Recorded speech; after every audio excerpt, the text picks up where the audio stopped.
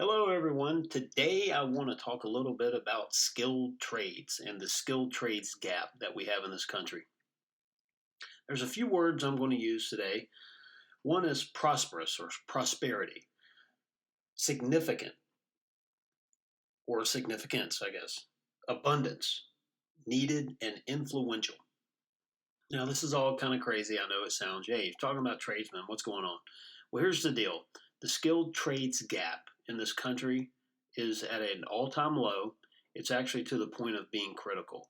And there's a few things that lead into that. Way back in the late 70s, there was this effort by the upper ed community to push this program, and the program that they had a poster attached to it, and it was a poster of someone in a cap and gown in their diploma, and it was someone else dressed up, dirty work clothes, hard hat, and a lunchbox. And the text said, "Work smart, not hard," as if to indicate working smart was getting your diploma and working hard was getting dirty every day.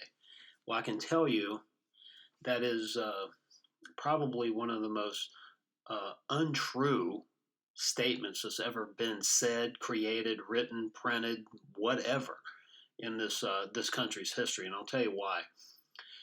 This, and especially why now. But over the years, as we have looked down on the trades industry, I say we as a community, I never have. There's been this attitude of saying, well, if you don't do good in school, you're going to be a plumber. If you don't do good in school, you're going to work with your hands. And I'll tell you a little story.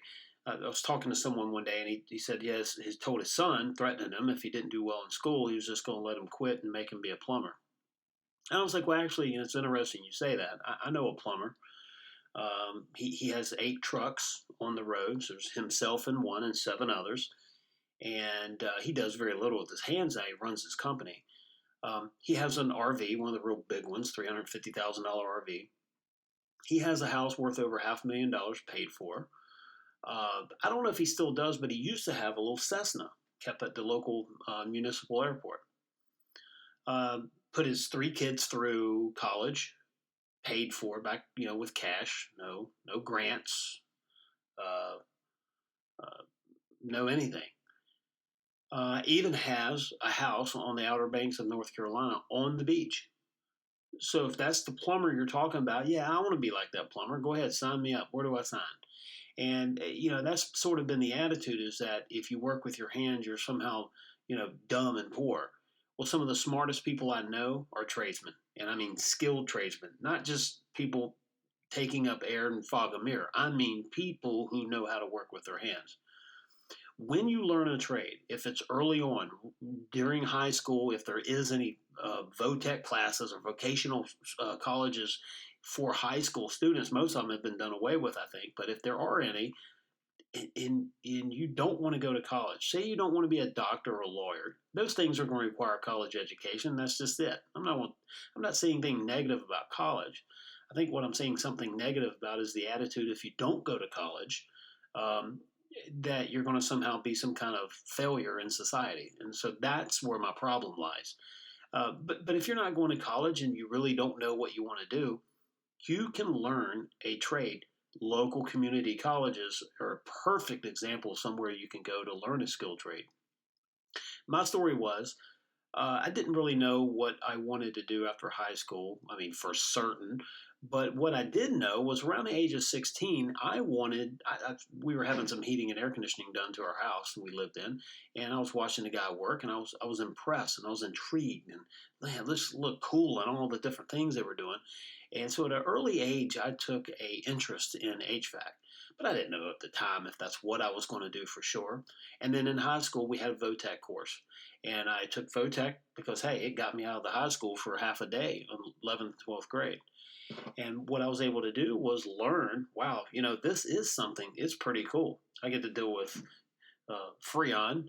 I get to deal with uh, electrical components, electricity, gas, all kinds of cool tools. This is somewhere I want to do this. And so after high school, I got a couple part-time jobs while I still put myself through some local community college courses, because let's face it, at the time, there were more skilled tradesmen there are now.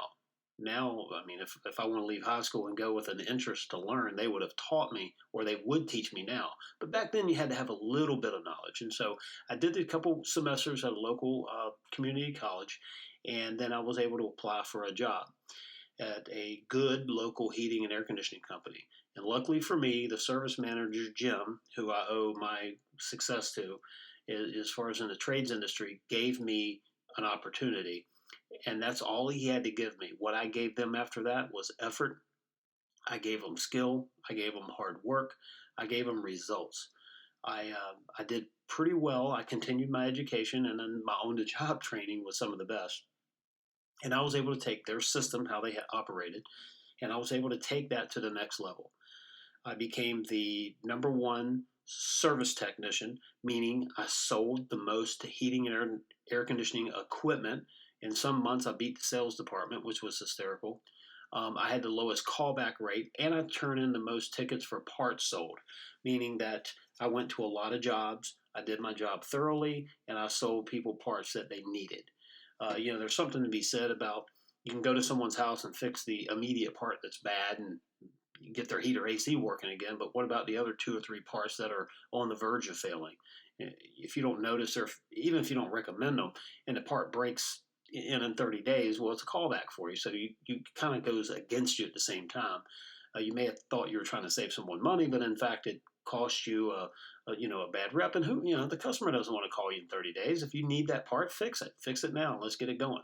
And so I was able to come up with a system in order to become a really, really good service technician. And I did it because first of all, I worked hard. I worked in the heat, very, very hot and humid. Some days very, very cold. Some days cool and rainy. Some days cold and rainy.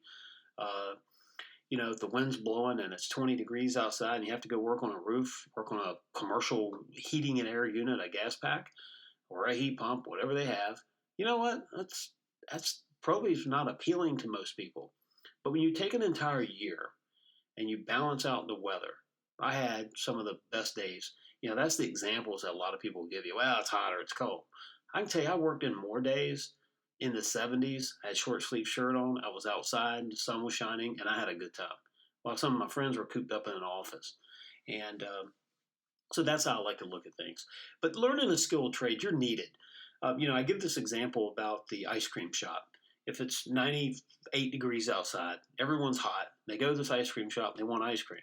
Well, what about if the refrigeration equipment used to make ice cream fails? Customers leave, the owner still has to pay his bills, rent's due, taxes are due, utilities are due, and guess what?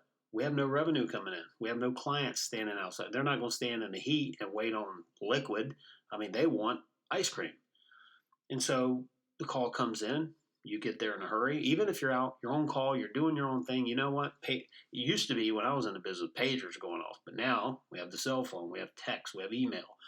And you go out, you fix it. Maybe it's a $700 or $800 service call. They're back in business. If you go by that company in a couple hours, however long it takes for refrigeration to cool down and to make ice cream again, if there's a line out of that door, the owner's making money, you have significance. You did that. Every person standing in line, they're there because you made that happen. So if you're looking for significance in your job, you can get it very, very, very well. Consider a hospital where you have people bedridden, they can't move. The heat or AC fails there. What are their options? You don't just go to a hotel and stay there until you get it fixed. And what if your heater breaks and you have enough money to pay the repairman to fix the heater, but you don't have enough to take your whole family to a hotel? What are you going to do? I can give an example. I remember it was a Friday evening. It was cold. Elderly couple's heater broke. Put in the call, and it was near the end of the day. And so I actually took the service call. I went to their house, and they had a bad part. And while I was there, I noticed that the gentleman was on oxygen and nearly bedridden, and his wife was really struggling, trying to take care of him, and she was in her, up in her upper years as well. And I could have easily just said, see you Monday, and went home. But my conscience, first of all, wouldn't allow that. But the right thing to do, being a tradesman, is not just knowing how to work with your hands. It's being committed to what you do. It's helping your neighbor. It's Your clients are the reason your job exists, right? So you have the skill. Now you just need to be the good person and use your skill the most effective way you can. Well, that particular day, I used mine.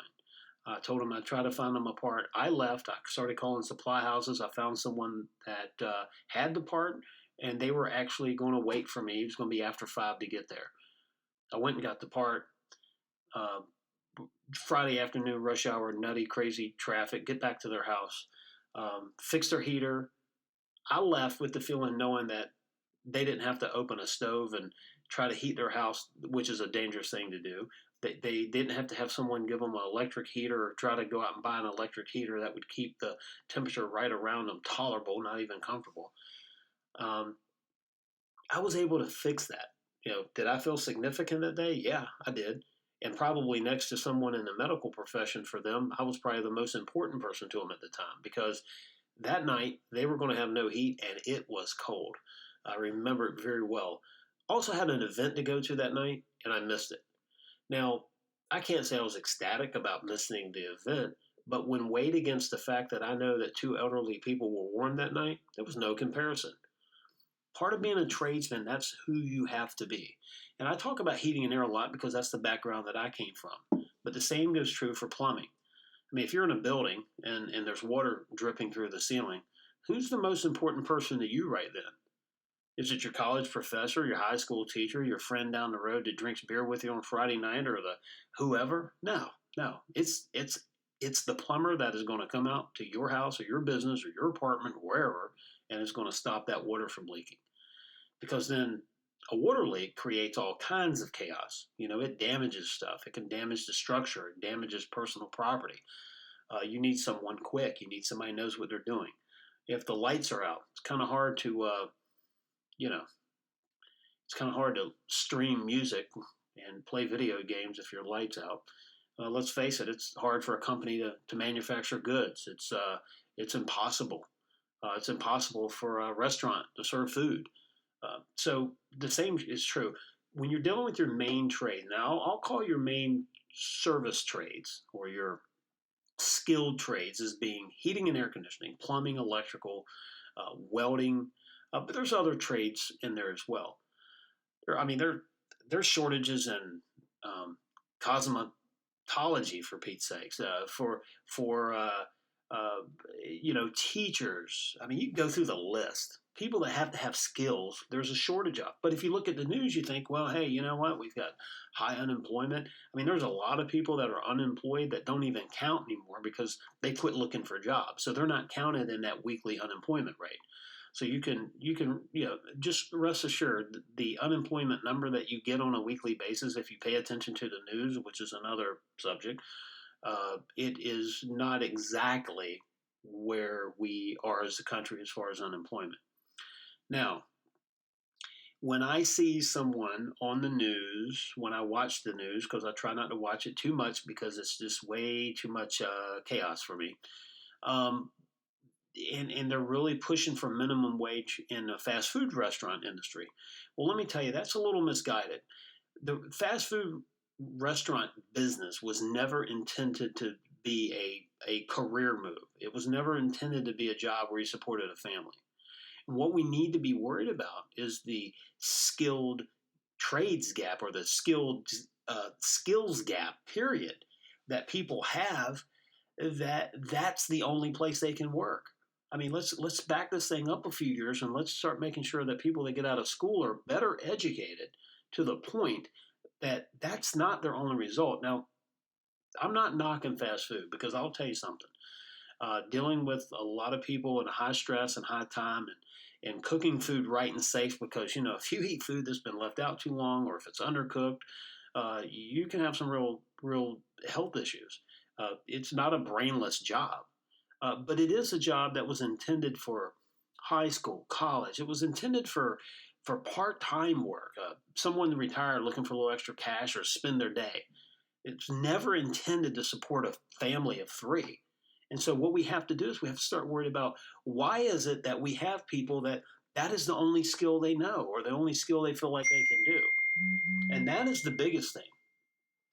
And I think that, when I look at stories like that, and I see real pain in some of these people's face, and I feel bad for them. I mean, I really do.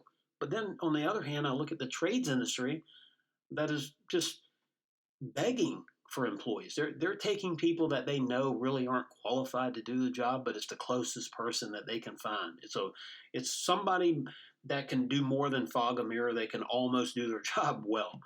And so they're taking those people because that's the only option they have.